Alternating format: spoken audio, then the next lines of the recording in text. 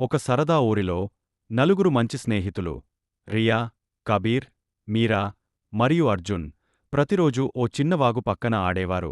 కాని ఒక భారీ వర్షం వలన వాళ్లు వాడే చిన్న చెక్క వంతెన కొట్టుకుపోయింది. ఇప్పుడు వాళ్లు వారి ప్రియమైన ట్రీహౌస్ దగ్గరికి వెళ్లలేరు. పెద్దవాళ్లు చెబుతున్నారు, వంతెనగా చేయడానికి కొన్ని వారాలు పడుతుందని. అయితే రియా ఉత్సాహంగా చెప్పింది, మనమే ఓ చిన్న వంతెన కడదాం కదా. అందరూ ఆలోచనకి ఆసక్తిగా ఒప్పుకున్నారు. వాళ్లు కట్టెలు, రాళ్ళు, తాడు ఇలా అనేక వస్తువులు తెచ్చారు. కబీర్ ఆకృతిని తయారుచేశాడు. అర్జున్ బలమైన కొమ్మల్ని తెచ్చాడు. మీరా గట్టిగా నకలు కట్టింది. రియా దానిని పరీక్షించింది. మొదట వంతెన కుదరకపోవచ్చు, కాని వాళ్లు ఓపికగా మళ్లీ ప్రయత్నించారు. 2 రోజుల్లో వాళ్లు ఓ చిన్నకాని బలమైన వంతెన నిర్మించారు.